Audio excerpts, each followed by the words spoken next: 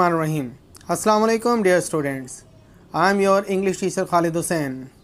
आज 27 मई 2021 इंग्लिश के लेक्चर में क्लास न्यू 9th के लिए हम पास्ट कंटिन्यूअस टेंस को स्टडी करने वाले हैं, जो कि आपकी ग्रामर बुक के पेज नंबर 98 पर मौजूद है। तो आप अपनी ग्रामर बुक का पेज नंबर 98 खोल लीजिए और इस टेंस को समझने की कोशिश कीजिए। तो चलिए आगाज़ करते हैं। आज के लेक्चर में हम past continuous tense active sense में पढ़ेंगे। तो आइए पहले इसका तारुफ कर लेते हैं। ज़माना माजी में किसी काम का करना या होना जारी हालत में पाया जाता है, यानी ऐसे फ़िक्रात जिनमें ज़माना माजी या गुज़रे हुए ज़माने में किसी काम का करना या होना जारी हालत में पाया जाए, वो पास्ट कंटिन्यूअस टेंस कहलाता है। तो आइए सबसे पहले इसकी निशानी यानी पहचान देखते हैं। उर्दू फ़िक्रात के आखिर में रहा था, रही थी, रहे थे वग़ैरह आता है। जैसा कि मिसाल से ज़ाहिर है, तुम कहानी सुना रहे थे। इस सेंटेंस पर अगर आप गौर करें तो आखिर में रहे थे का ज़िक्र आया है। तो आइए अब सेंटेंस की बनावट यानी स्ट्रक्चर को देखते हैं। सेंटेंस बनाते हुए सबसे पहले आप सब्जेक्ट को लिखेंगे, उसके बाद वाज या वर का इस्तेमाल करेंगे अकॉर्डिंग टू सब्जेक्ट, यानी सब्जेक्ट के मुताबिक। अगर सब्जेक्ट सिंगुलर है तो आप वाज का इस्तेमाल करेंगे, अगर सब्जेक्ट प्लूरल है तो आप वर का इस्तेमाल करेंगे, जिसकी तफसील नीचे दी गई है और इसके बारे में हम पढ़ेंगे। इसके बाद वर्ब की आईएनजी वाली फॉर्म यानी फोर्थ फॉर्म इस्तेमाल करेंगे और उसके बाद ऑब्जेक्ट। जैसा कि मिसाल से ज़ाहिर है, घोड़े खेत में चर रहे थे। Horses were grazing in a field. अब यहाँ पर क्योंकि सब्जेक्ट हमारा प्लूरल है, लिहाजा हम इसके साथ वर का इस्तेमाल करेंगे। यहाँ पर मैंने हेल्पिंग वर्ब को रेड कलर दिया है और इसमें इस्तेमाल होने वाली फोर्थ फॉर्म को ब्लू कलर दिया है। तो इस सेंटेंस में अगर आप गौर करें तो घोड़े जो है वो सब्जेक्ट है, चरना वर्ब है और खेत ऑब्जेक्ट है। तो आइए अब वाज या वर्ब के मुतल्लिक एक नोट पढ़ लेते हैं। We use was if subject is singular, I, he, she, it are singular noun. अगर हमारा subject I, he, she, it या सिंगुलर नाउन हो यानी वाहिद नाम हो तो हम इसके साथ वाज का इस्तेमाल करते हैं। And we use were with we, you, they and plural nouns. और हम वी, यू, दे और प्लूरल नाउन के साथ यानी जमा इसम के साथ वर का इस्तेमाल करते हैं। तो चलिए बेटा अब इस टेंस के फ़िक्रात को देखते हैं। फर्स्ट सेंटेंस है, हम दोपहर के वक्त खबरें सुन रहे थे। इसमें बेटा हम सब्जेक्ट, सुनना वर्ब और खबरें object. We were listening to the news at noon. Be क्योंकि यहाँ प्लूरल सब्जेक्ट है, लिहाजा हमने इसके साथ वर का इस्तेमाल किया है। नेक्स्ट एग्जांपल देखिए, कुछ लड़के सूखे पत्ते इकट्ठे कर रहे थे। कुछ लड़के सब्जेक्ट कहलाएगा, इकट्ठे करना वर्ब और सूखे पत्ते object. Some boys were collecting dry leaves.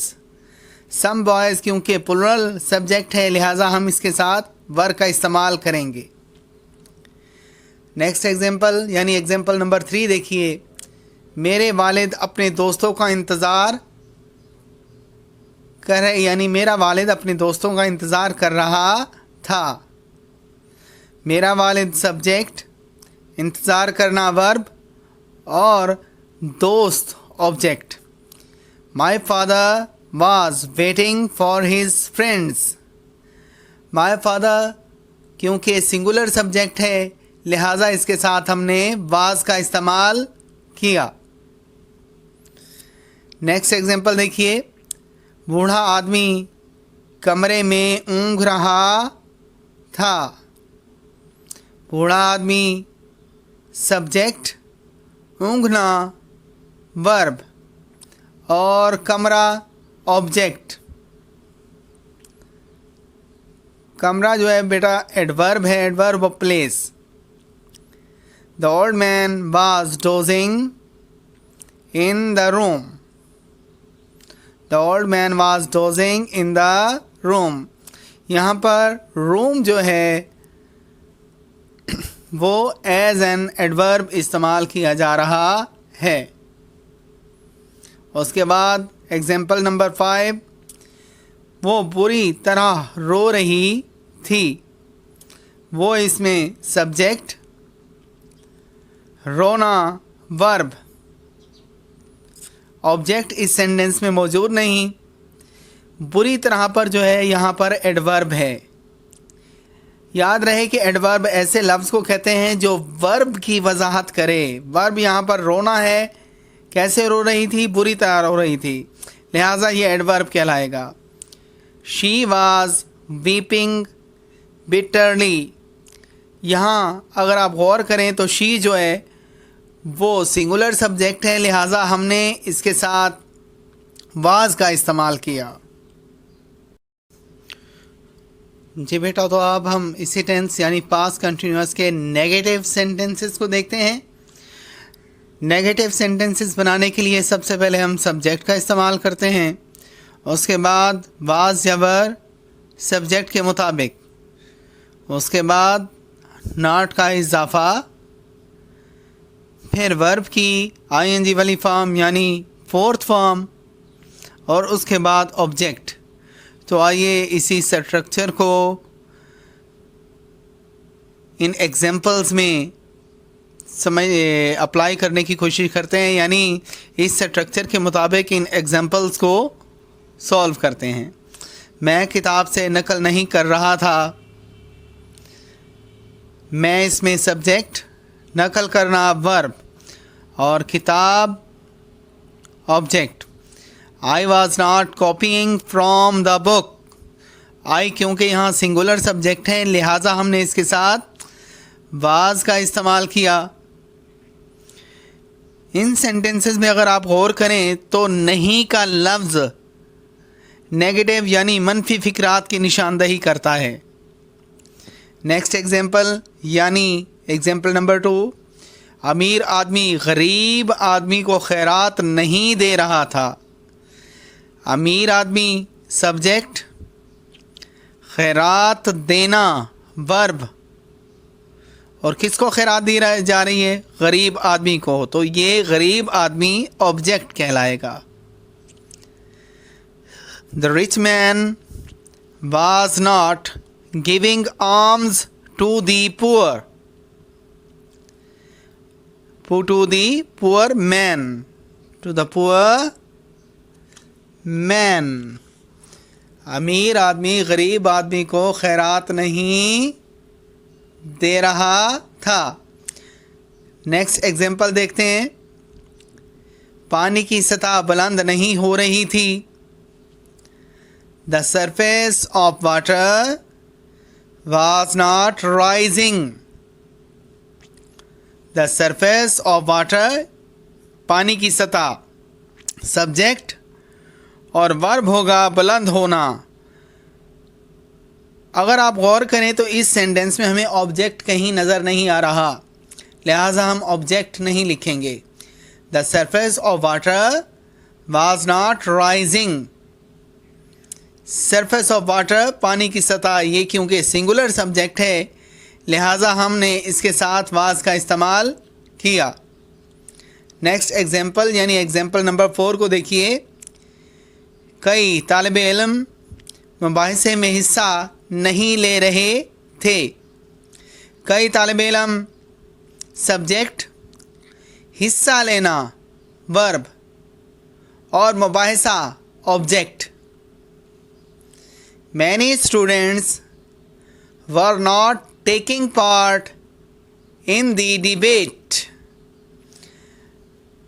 यहाँ पर अगर आप गौर करें तो मैनी स्टूडेंट्स जो सब्जेक्ट है वो प्लूरल सब्जेक्ट है, लिहाजा हमने इसके साथ वर का इस्तेमाल किया। जी बेटा, तो नेक्स्ट हमारा टॉपिक है इंटेरोगेटिव सेंटेंसेस। इंटेरोगेटिव सेंटेंसेस का स्ट्रक्चर देखते हैं। सबसे पहले आप वाज या वर का इस्तेमाल करेंगे सब्जेक्ट के मुताबिक। अगर सब्जेक्ट सिंगुलर है तो आप वाज का इस्तेमाल करेंगे, अगर सब्जेक्ट प्लूरल है तो आप वर का इस्तेमाल करेंगे। उसके बाद वर्ब की आईएनजी वाली फॉर्म यानी फोर्थ फॉर्म का इस्तेमाल करेंगे, और उसके बाद ऑब्जेक्ट, पहले वाज वर, फिर सब्जेक्ट, वर्ब की आईएनजी वाली यानी फोर्थ फॉर्म, और उसके बाद ऑब्जेक्ट। आइए इसी स्ट्रक्चर के मुताबिक इन एग्जांपल्स को सॉल्व करने की कोशिश करते हैं। फर्स्ट एग्जांपल है, क्या वो आग जला रहे थे।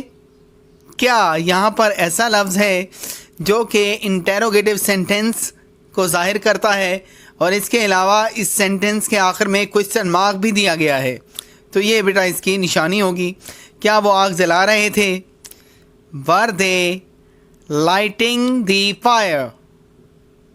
Were they lighting the fire, वो सब्जेक्ट, और जलाना वर्ब, और क्या जला रहे हैं, आग, तो ये ऑब्जेक्ट। क्योंकि इस सेंटेंस में सब्जेक्ट यानी दे प्लूरल है, लिहाजा हमने वर का इस्तेमाल किया। नेक्स्ट एग्जांपल यानी एग्जांपल नंबर 2 को देखिए। लड़के आपस में क्यों झगड़ रहे थे। बेटा, कुछ सेंटेंसेस ऐसे होते हैं जिनका आगाज़ क्या से नहीं होता, बल्कि क्यों, कब, कैसे, कहाँ, किसकी और किस वगैरह से होता है। लिहाजा उस सेंटेंस की ट्रांसलेशन करते हुए मतलूबा लफ्ज़ यानी when, why, where, who, whose, whom, which वगैरह सेंटेंस के शुरू में लिखने के बाद वाज वर को सब्जेक्ट से पहले लिखेंगे और फिर सेंटेंस को ट्रांसलेट करेंगे। जैसा कि एग्जाम्पल में दिखाया गया है, लड़के आपस में क्यों झगड़ रहे थे। लड़के इसमें सब्जेक्ट, झगड़ना वर्ब, झगड़ना वर्ब, और विद वन अनदर एक दूसरे के साथ ये ऑब्जेक्ट। अब क्योंकि इसमें क्यों का लफ्ज़ आया है तो हम वाई को लिखने के बाद इंटेरोगेटिव बनाएंगे। वाई, उसके बाद वाज या वर का इस्तेमाल सब्जेक्ट से पहले। सब्जेक्ट इसमें द बॉयज़ है, तो लिहाजा इससे पहले वाज या वर का इस्तेमाल करेंगे। Why were the boys curling with one and other. अब क्योंकि द बॉयज़ प्लूरल सब्जेक्ट है, लिहाजा हमने इसके साथ वर का इस्तेमाल किया। नंबर 3 पर देखिए, वो किसकी जुराबें रफू कर रही थीं। हुज सॉक्स वर दे डार्निंग। अब इसमें जो है हुज का हमने इस्तेमाल किया। ऐसे फ़िक्रात जिनमें हुज, विच वगैरह का इस्तेमाल हो तो उसमें ऑब्जेक्ट इसके साथ पहले ही आ जाता है, यानी सेंटेंस के शुरू में आ जाता है। उसके बाद वाज वर लगाकर हम इसे इंटेरोगेटिव बनाते हैं। वो किसकी जुराबें रफू कर रही थी। हुज सॉक्स वर दे डार्निंग। वो किसकी जुराबें रफू कर रही थी। हुज सॉक्स वर दे डार्निंग। नेक्स्ट है बेटा, वो किस बैंक में रुपया जमा करा रहे थे। यहाँ पर भी किसका लफ्ज़ आया, किस बैंक में। इन विच का लफ्ज़ इस्तेमाल करेंगे सवालिया बनाने से पहले। अब क्योंकि बैंक यहाँ पर ऑब्जेक्ट है, लिहाजा ऑब्जेक्ट इन विच के साथ सेंटेंस के शुरू में लिख देंगे, इन विच बैंक। उसके बाद हम वाज या वर का इस्तेमाल करके सेंटेंस को सवालिया बनाएंगे। वो किस बैंक में रुपया जमा करा रहे थे, वो इसमें सब्जेक्ट, जमा कराना वर्ब, और bank object. In which bank were they depositing money. अब क्योंकि यहाँ पर जो सब्जेक्ट है वो प्लूरल है, लिहाजा हमने इसके साथ वर का इस्तेमाल किया। जी तो अज़ीज़ तलबा, ये था हमारा आज का लेक्चर। उम्मीद करता हूँ कि आपने इस लेक्चर के हर टॉपिक को बगौर समझने की कोशिश की होगी। इसके बावजूद अगर आपके जहन में किसी किस्म का कोई सवाल हो या किसी मुश्किल का सामना हो तो आप मेरे नंबर पर मुझसे रब्ता कर सकते हैं। इंशाअल्लाह I will satisfy you. I am waiting for you. Thank you.